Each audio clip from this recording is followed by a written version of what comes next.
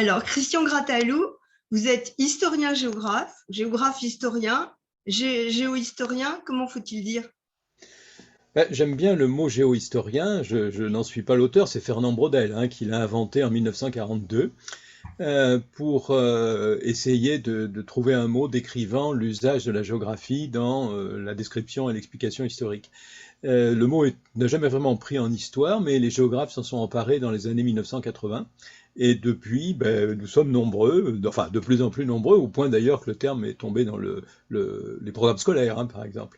Donc, géohistorien me convient très bien. C'est pas grave, je veux dire, je cherche pas à faire école ou à construire une sous-discipline, mais simplement à dire que la frontière stricte entre passé-présent que reflète histoire-géographie en France en particulier est assez dommageable et qu'au fond, on peut faire de la géographie sur toute époque et que si on ne réfléchit pas à des processus historiques sans le contexte géographique, sans la dimension géographique, c'est un vrai acteur, ma foi, on se trompe. Voilà, je voulais vous faire développer ce concept-là et ce métier-là. Alors, c'est à ce titre que vous avez publié de nombreux ouvrages, alors notamment, dernièrement, l'Atlas historique de la France et l'invention des continents et des océans. Mais le livre dont nous allons parler aujourd'hui s'appelle Cabinet de curiosité de l'histoire du monde. Alors, je le montre. Vous voyez bien là? Non, je l'ai mis. Alors, on le voit bien. Voilà. Alors, pourquoi cabinet de curiosité? Euh, il faut se souvenir de ce qu'étaient les cabinets de curiosité. C'est quelque chose qui, bon, les puissants ont toujours eu des collections d'objets rares. On peut remonter aux premiers empereurs chinois ou aux empereurs romains, mais c'est à partir du XVe siècle à peu près, le monde savant européen commence à collectionner des objets qui posent des problèmes, qui font réfléchir, et qui sont évidemment spectaculaires. Et il les regroupe dans des cabinets, d'ailleurs au double sens du meuble, la sorte de bibliothèque qui est un cabinet, ou bien sûr de la pièce que peut être un cabinet. Parce que parfois c'est même de vrais appartements, enfin des ailes de palais entières pour certains puissants. Mais pour la plupart des gens, c'est un simple meuble dans lequel ils entassent des foules de choses qui peuvent appeler aussi bien des naturalia que des artificialia, c'est-à-dire des objets naturels, des pierres, des coquillages, les premiers fossiles, même si on ne sait pas les nommer, les pierres de foudre, des météores ou bien des objets préhistoriques qu'on pense naturels, etc. Et puis aussi des objets qui viennent de populations lointaines, des objets que récoltent les premiers ethnologues ou leurs ancêtres, plus exactement, en Amérique ou en Polynésie. C'est des objets qui sont rassemblés dans ces cabinets. Alors, ces cabinets sont à la fois les ancêtres de nos musées, de nos jardins des plantes aussi, parce que les plantes font partie d'une sorte de cabinet en plein air quand on les fait pousser. Les sont l'ancêtre de nos muséums, de nos musées hors la peinture. Là, c'est une autre source, mais de nos musées de sciences. Et ces cabinets de curiosité ont une particularité, c'est qu'ils représentent un vrac. Même si à partir du 18e, on s'efforce de les classer, et là, on arrive à une démarche scientifique. Mais on a les objets ou une dent de narval, qui était en général puisqu'on pensait que c'était une licorne. Une dent de narval est souvent une pièce maîtresse d'un beau cabinet de curiosité, peut cohabiter avec des arcs d'Indiens d'Amérique ou des poteries de Chine. Donc vous avez des objets qui apparaissent comme en vrac et ou des dimensions de place, d'esthétique. Enfin, c'est aussi complexe que le rangement de nos bibliothèques.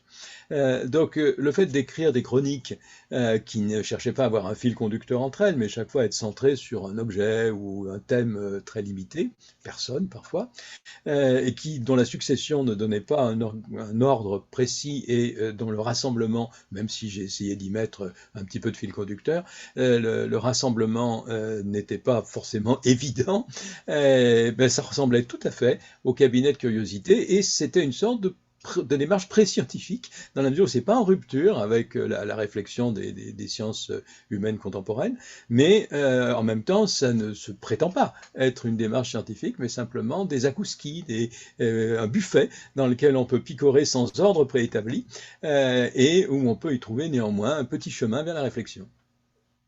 Oui, alors nous allons picorer ensemble maintenant, mais avant, je voudrais que vous disiez que les 34 chapitres qui composent votre cabinet de curiosité, et j'imagine que ça pourra continuer aussi, sont à l'origine des articles que vous avez publiés dans la revue Géographie, qui est la revue de la Société de géographie. Et la Société de géographie, c'est aussi une géohistoire un peu. Elle a toute une histoire. Vous pouvez nous en parler un peu?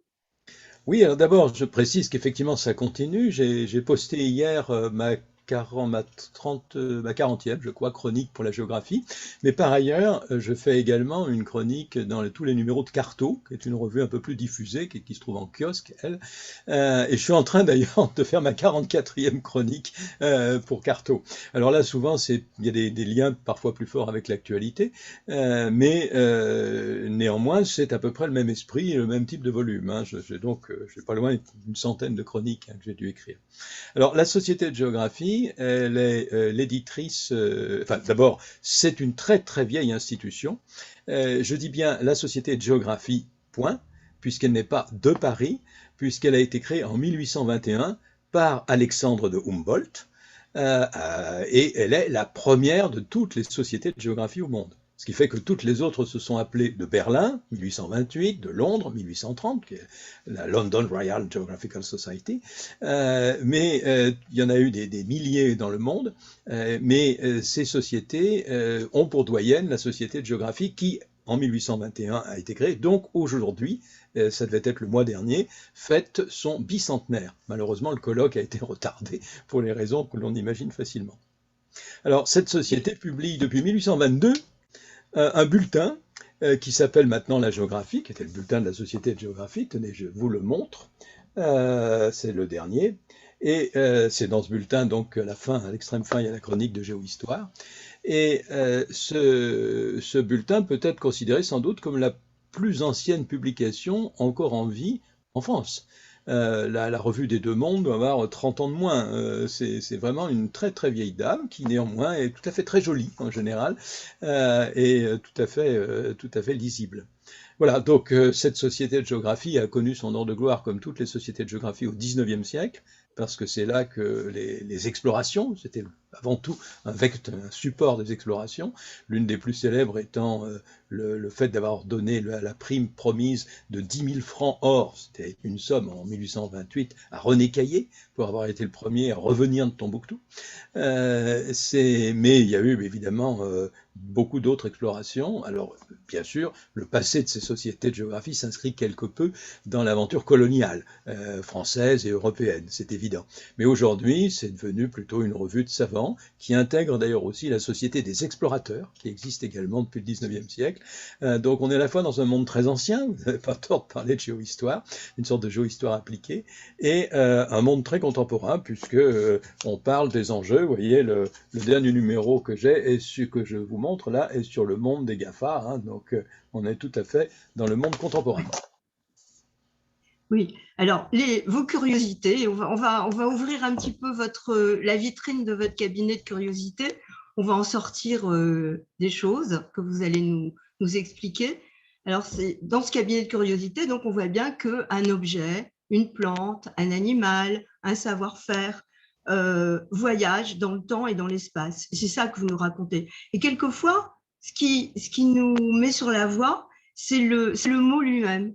Expliquez-nous pourquoi l'infusion de Camellia sinensis s'appelle thé dans certaines langues et chai dans d'autres. Oui, j'ai toujours pris des thèmes, des objets, des personnes, des plantes qui ont un rapport avec ce que j'aime bien appeler le tissage du monde. C'est pour ça d'ailleurs que le tout premier objet, c'est l'aiguille l'aiguille à chat, hein, l'aiguille avec un petit trou qui est une invention du paléolithique, hein, au moins 20 000 ans, on en a de 20 000 ans, parce que avec le tissu, on a pu maîtriser les régions froides, et enfin, pas le tissu lui-même, mais la couture, on a pu maîtriser les régions froides, évidemment, pour le peuplement du monde, et en particulier de l'Amérique, ça a été essentiel. Donc, prendre un mot, ou même un nom, un mot comme chai ou thé, c'est quelque chose qui nous décrit particulièrement bien le monde. Alors aujourd'hui, l'infusion, alors pour employer un mot neutre, je vais dire une expression neutre, je vais dire l'infusion de Camellia sinensis. Le Camellia sinensis, c'est ce que nous appelons le théier, qui est un camélia comme celui de nos jardins, qui est lui le Camellia japonicus. Le Camellia sinensis est effectivement originaire de Chine. Dans le nord de la Chine, où l'on parle le pékinois ou le mandarin, on dit cha. Et ça, il y a un caractère évidemment pour représenter cette infusion qui a au moins 3000 ans. Et dans le sud de la Chine, puisqu'on parle plusieurs chinois, on utilise un autre terme qui est thé. Mais qui est écrit par le même caractère, puisque le propre de l'écriture chinoise est d'avoir des idéogrammes qui peuvent évidemment exprimer différentes langues. Donc, suivant les modes de diffusion, les pays ont adopté soit l'antonyme cha, souvent appelé en chai, soit l'antonyme thé. En France, c'est thé qui a triomphé, comme en anglais, tea, en allemand, en espagnol, en italien, etc. Mais si vous prenez le russe, le turc, l'arabe, mais même le tchèque, le grec, vous dites chai. De même qu'en les langues indiennes, etc. Donc, pourquoi l'un ou l'autre? Bien, c'est une question très géographique, très géohistorique, puisque c'est une question de diffusion. Le thé s'est diffusé dès l'époque des Han, donc il y a 2000 ans, et particulièrement à l'époque des Tang, donc l'équivalent de Charlemagne, si vous voulez, dans notre chronologie. Il s'est diffusé, il a été entre autres jusqu'en Iran, il a atteint même peut-être le monde arabe.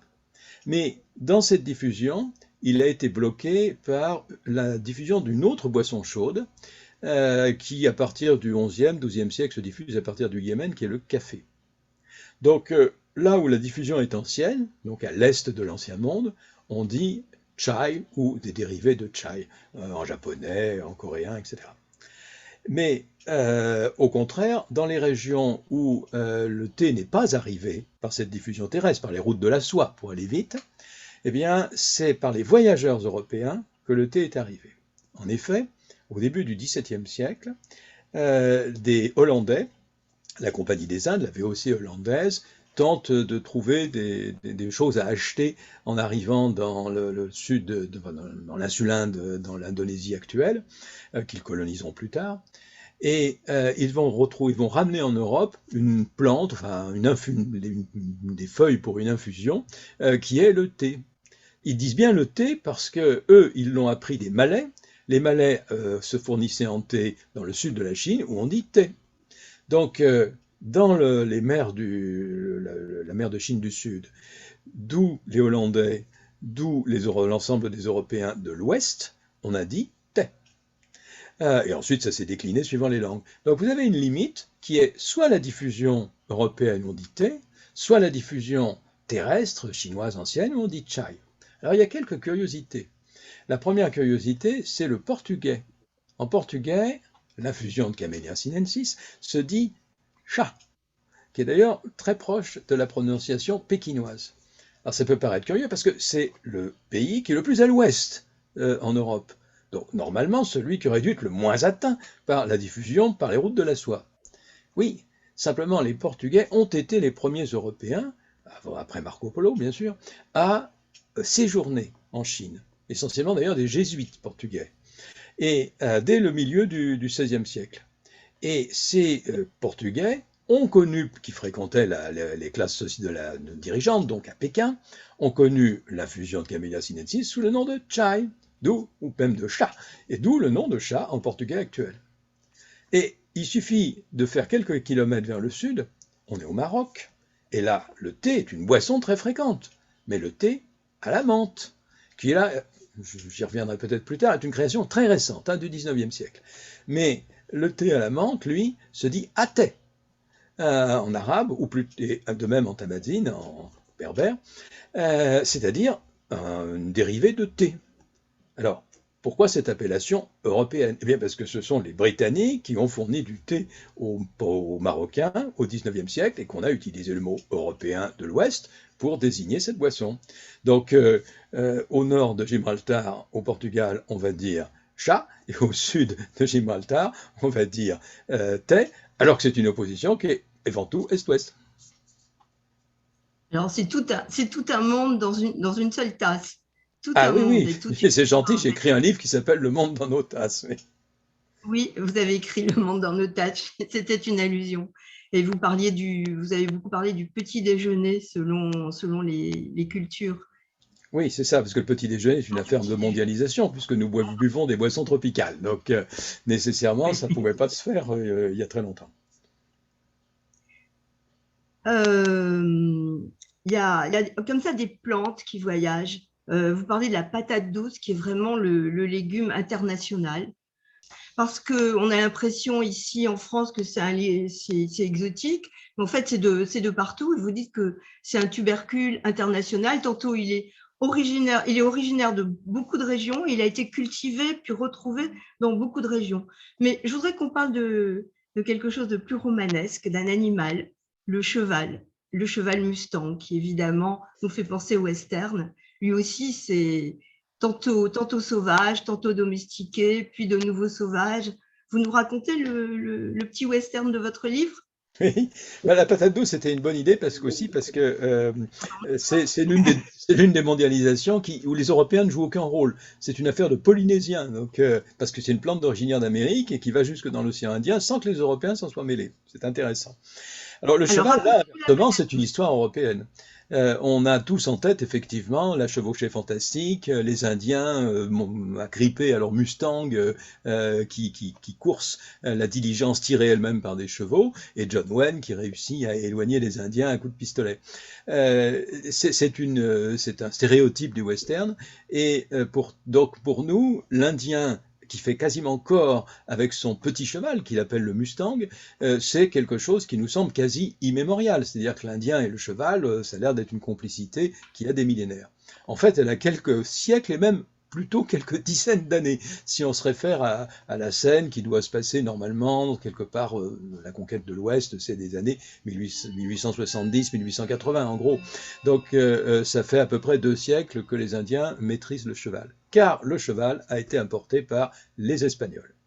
Il a bien existé des chevaux, on trouve des chevaux fossiles en Amérique du Nord, qui ont sans doute suivi le même chemin que les Européens, que c'était donc des chevaux sauvages, que les humains, les sapiens, qui ont peuplé l'Amérique, hein, les ancêtres des Amérindiens, donc quelque part vers moins 20 000, et on pense même moins 30 000 parfois maintenant, en franchissant le détroit de Bering. Les chevaux ont suivi le même chemin sans qu'il y ait aucun rapport entre la diffusion des humains et la diffusion des chevaux. Mais ces chevaux ont disparu à la fin de la dernière glaciation. Donc les Indiens d'Amérique, lorsque les Espagnols sont arrivés, ne connaissaient absolument pas le cheval. Et le Cortés, lorsqu'il débarque avec, je crois, 16 chevaux pour conquérir l'Empire aztèque, va beaucoup stupéfier les Indiens. Et ces chevaux vont faire très peur aux Amérindiens qui croient même un moment que le cavalier et le cheval sont un seul et même être. Une sorte de centaure. Donc les chevaux sont totalement inconnus des Indiens. Simplement, dans l'immensité de l'Amérique, les quelques Espagnols qui colonisaient, pour pouvoir contrôler le territoire, avaient absolument besoin de chevaux. Donc on va importer des chevaux d'Europe, donc c'est des Arabes, des chevaux arabes pour la plupart, comme on avait en Espagne, et on va les élever dans des grands élevages extensifs, dont bien sûr une partie de ces chevaux s'échappe, même si régulièrement, ça sera pareil aussi pour les bovins ou les ovins, on fait régulièrement des moments où on les entoure, c'est l'ancêtre du cow-boy, on les rassemble, entourés, ça se dit rodear en espagnol, ça veut dire que c'est le rodéo qu'inventent ainsi les Espagnols. Mais les Indiens vont voir l'efficacité des chevaux que montent les colonisateurs, vont progressivement approcher des chevaux sauvages, et sur le modèle, c'est ce qu'on appelle une diffusion par imitation, sur le modèle des Espagnols, ils vont apprendre à monter les chevaux, d'abord sans mort, et généralement toujours sans étrier, puis progressivement, quand ils auront sur des chevaux morts ou sur des conquérants capturés, ils vont utiliser le mort et l'utiliser et s'en servir aussi. Donc ils vont à partir du XVIIe siècle, ça prend pour les Indiens des plaines, les Comanches et les Sioux en particulier, ils vont apprendre à être d'excellents cavaliers et donner beaucoup de fil à retordre aux conquistadors espagnols, puis à la cavalerie, aux tuniques bleues de la cavalerie américaine. Voilà, on arrive effectivement à John Wayne et à notre western. C'est ainsi qu'effectivement ils ont pu résister, et la défaite de Little Big Horn, du général Custer, c'est une défaite d'une bataille de cavaliers. Mais après, ils sont redevenus sauvages, non? Alors, ces chevaux ont une partie J'ai mal compris. les Mustangs étaient des chevaux sauvages. D'ailleurs, ça vient d'un mot d'origine espagnole qui voulait dire sans maître, un cheval qui n'était pas marqué au fer, donc qui n'avait pas de maître, et que les Indiens ont indianisé dans leur langue sous le nom de Mustang. Ce qui fait d'ailleurs que ça pose aujourd'hui polémique, puisque ces chevaux sont-ils naturels? C'est-à-dire que ces chevaux sauvages ne sont pas forcément des chevaux naturels, puisque les défenseurs de l'environnement ont du mal à considérer qu'il s'agit de la défense de la faune typiquement américaine, puisqu'elle a été importée à partir du XVIe siècle. Mais en même temps, et ils sont d'ailleurs tout à fait alliés aux éleveurs qui n'aiment pas du tout ces chevaux sauvages qui aujourd'hui sont des concurrents des ranchs et leur posent des problèmes. C'est des gros animaux qui ont peu de prédateurs, hein. Inversement, la défense du Mustang, bien que d'origine européenne, est vigoureusement soutenue par les populations amérindiennes qui considèrent que maintenant le Mustang est identitaire pour eux. Donc effectivement, on sait bien que le patrimoine est une fabrique constante et souvent récente. Oui, c'est ça, c'est une fabrique constante et souvent récente. Alors, dans votre livre, donc, il y a plein d'histoires comme celles que vous nous racontez. Il est très documenté, il révèle une culture phénoménale et un long métier de votre part, mais en même temps, il est très amusant, très facile à lire, très compréhensible et très clair. Alors, c'est probablement en guise de clin d'œil que vous avez intitulé une de vos histoires « N'y voir que du bleu ». Oui, bien sûr. Je viens de parler des tuniques bleues d'ailleurs, qui font partie de cette question. Oui, la teinture en bleu est une teinture qui a une histoire tout à fait passionnante et très vite qui a des effets mondiaux. Il y a des couleurs dont on trouve des sources naturelles assez simples, hein. On connaît le murex et le rouge, hein, par exemple, le pourpre. Il y a des formes de brun qui sont assez faciles à partir de différents types de terre ou d'argile, mais le bleu a toujours été une couleur difficile à obtenir. Dans l'Antiquité et pendant jusqu'à la fin du Moyen Âge, on utilise fondamentalement du lapis-lazuli. Alors, cette pierre semi-précieuse est assez rare, on la trouve dans quelques régions, ce qui fait qu'il y a des trafics de lapis-lazuli, entre autres pour les peintures égyptiennes anciennes, par exemple, hein, qui vont utiliser beaucoup de lapis-lazuli, donc le broyer, et notre peinture de chevalet inventée dans l'Italie du Trecento, c'est une peinture qui utilise le bleu avec parcimonie pour des raisons de budget, tout simplement. D'où le caractère extrêmement sacré de l'usage du bleu, et en particulier réservé au manteau de la Vierge. Ça, c'est un élément tout à fait utile. Alors, il y a bien un bleu plus modeste, qui est le pastel, qui se trouve, qui est une plante qui est endémique en Europe, qu'on va trouver dans le Lauragais, par exemple, et la région de Toulouse va être une grande région de productrice de teinture bleue. Mais c'est un bleu assez pâle. Le mot pastel, d'ailleurs, a été utilisé pour désigner toutes les peintures à l'eau pâle ensuite.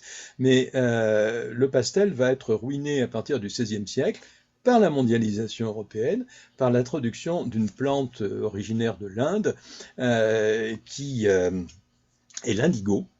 Et l'indigo, plante tropicale qu'on ne peut pas cultiver en Europe, qui va donc être l'objet de plantations outre-mer, comme la canne à sucre. Elle a d'ailleurs suivi la canne à sucre dans le même type de plantation, c'est originaire d'un même endroit et avec les mêmes techniques. les indigotiers, hein, c'est des petits arbustes, vont donner effectivement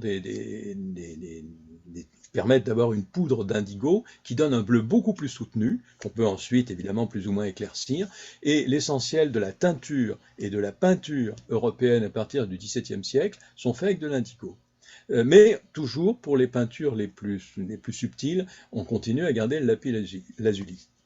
Alors, ces techniques relativement traditionnelles, hein, à partir de plantes et de roches, sont bouleversées en 1828 par un monsieur qui s'appelle Jean-Baptiste Guimet, qui est un Lyonnais. Alors, il y a bien eu un précédent.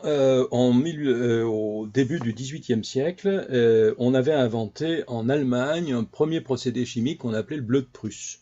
Mais c'était un procédé qui ne permettait que d'avoir des bleus très très sombres, pas faciles à composer avec d'autres couleurs, donc ça n'a pas eu beaucoup de conséquences. Inversement, l'invention de Guimet en 1828 a bouleversé complètement la peinture et la teinture du bleu. C'était un procédé chimique peu coûteux, qui était une pure synthèse chimique, hein, en flacon, et qui a permis de diviser par quelque chose comme 15 000 le prix du lapis-lazuli en donnant des couleurs équivalentes. Alors ça a d'ailleurs joué dans l'histoire de l'art pictural un grand rôle, parce qu'une bonne partie de la peinture européenne qui a été faite par des gens qui n'avaient pas beaucoup de moyens, pense à Van Gogh par exemple, eh bien ils n'auraient jamais pu accéder déjà sans doute à l'indigo, mais évidemment pas au lapis-lazuli. Or le bleu Guimet va permettre de, sans aucun problème, de diversifier les types de bleus, comme on le voit dans toute la peinture romantique, puis réaliste ou impressionniste du XIXe siècle.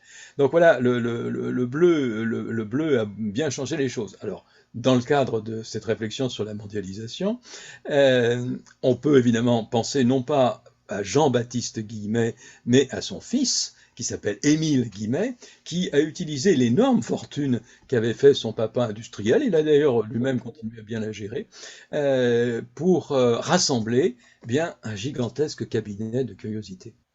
On connaît tous le musée Guimet à Paris, qu'on associe aux arts d'Asie orientale. Mais en fait, le premier musée Guimet, le bâtiment existe toujours, il est à Lyon, ce qui est assez logique pour un industriel lyonnais. Alors pour moi d'ailleurs, j'en parle avec, c'est un peu une Madeleine de Proust, j'en parle avec émotion parce que ce musée était à peu près entre là où habitaient mes parents et mon lycée. Ce qui fait qu'entre 10 et 15-16 ans, j'y passais régulièrement en sortant du lycée. Il y avait absolument personne.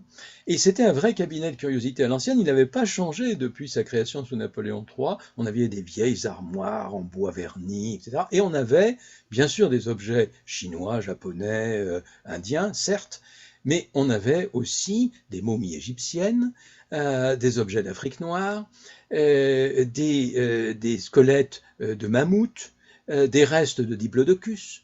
Je ne crois pas qu'il y avait de limite à la curiosité d'Émile Guimet. Et comme il avait des gros moyens, il s'était construit un énorme cabinet de curiosité. Alors, comme ce sont ces collections asiatiques qui ont pris le plus d'ampleur, à un moment donné, il a fait construire dans le 16e arrondissement, c'est le 8e, pardon, enfin à Paris, le musée Guimet, qui est la copie en plus grand du bâtiment lyonnais, avec la même rotonde d'ouverture, et il y a installé toute sa collection asiatique, qui a été enrichie depuis, et qui en fait un des plus grands musées d'art asiatique actuels au monde. Donc il y a bien ce rapport au monde, hein, qu'avait Guimet, est à la fois dans la source de ses revenus et dans l'utilisation qu'il en a faite. Alors pour terminer sur l'usage de la teinture bleue, il y a une modification qui va être faite en 1867 par cette fois-ci un chimiste allemand, qui s'appelait Bayer, donc on voit bien là aussi le devenir. J'ai oublié de dire que la firme Guimet, aujourd'hui on la connaît plus sous le nom de firme, mais on a connu longtemps l'entreprise Péchinet, qui était la descendante de l'entreprise Guimet. Bayer existe elle aussi toujours. Bayer, lui, a fait vraiment un travail de chimie organique complexe en synthétisant l'indigotine, c'est-à-dire vraiment le bleu de l'indigo, qu'il a pu transformer en un produit industriel extrêmement facile. Les deux se sont combinés avec le bleu Guivet pour donner tous les bleus qu'on a aujourd'hui, dont par exemple, bien sûr, le fameux IKB de la peinture, hein, des monochromes de Klein, en particulier avec le même bleu systématique qui est effectivement de la peinture chimique, hein, au départ, avec un liant qui est son secret industriel. Ah oui, c'est vraiment toute une histoire. On voyage, on retrouve le cabinet de curiosité géant. Alors, je vous remercie beaucoup, Christian Grattalou, de nous avoir raconté toutes ces belles histoires aujourd'hui. Et si on veut retrouver d'autres curiosités, il faut lire votre livre qui est paru cette année chez Armand Collin. Et il y en a 34. Et puis, voilà. C'était maintenant l'année dernière, d'ailleurs. On ne verra pas que du bleu, on verra toutes les couleurs et tous les pays. Pardon ? Oui, je disais, c'était l'année dernière, il est paru en septembre 2020. Ah, pardon, j'ai mal lu. Voilà, bah oui, on est en 21 déjà. On est déjà en 21. Merci beaucoup. Au revoir, Merci, Christian Grattalou.